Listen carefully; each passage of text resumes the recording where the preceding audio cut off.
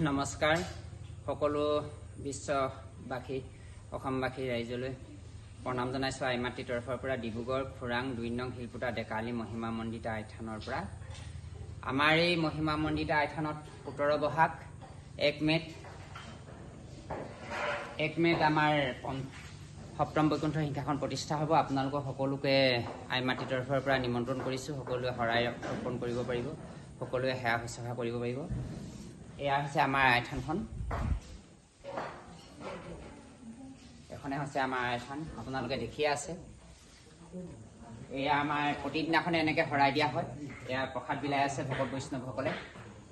এইধৰণে হেৰি কৰা হয়। এয়া আমাৰ আইথানখন।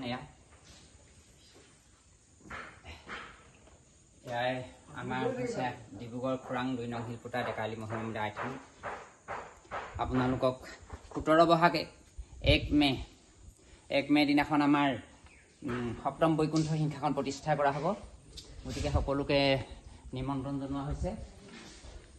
এয়া হৈছে আমাৰ আইথানৰ ভিতৰ মণিকূটৰ ওচৰ কাষৰ ভাগি। এয়া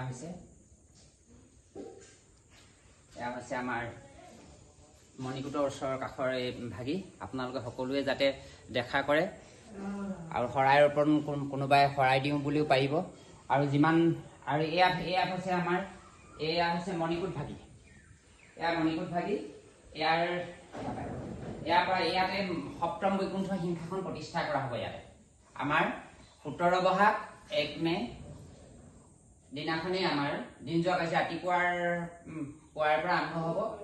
আৰু প্ৰথমতে সপ্তম বৈকুণ্ঠ সিংহাসন ভাগত প্ৰতিষ্ঠা হ'ব। তাৰ পাছতেই আমাৰ নাম প্ৰসংগ হ'ব, ভৱহোৱা নাম দিহানাম হ'ব। এইদৰে আমাৰ দিন যোৱা কাৰ্য নিশা ভাগলৈ শ্ৰীকৃষ্ণ বৈকুণ্ঠৰ প্ৰাণ কলি দিগ্বিজয় অকাল দৈত্য বধ এই মহাপুৰুষীয়া নাট ভাওনা ভাগি প্ৰদৰ্শন কৰা হ'ব। এয়া হৈছে আমাৰ আইথান ভাগ। এয়া দুৰ্গাৰ মা।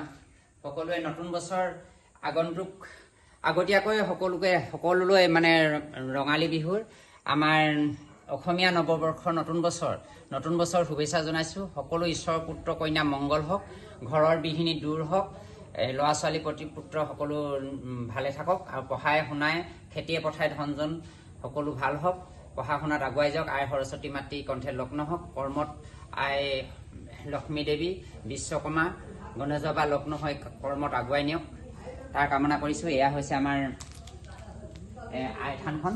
গতিকে আমাৰ আৰু ইয়াত বহু দূৰ মানুহ আহি থাকি লোৱা ব্যৱস্থা আছে আৰু প্ৰতিদিনাখনে শৰাই দিয়া হয়।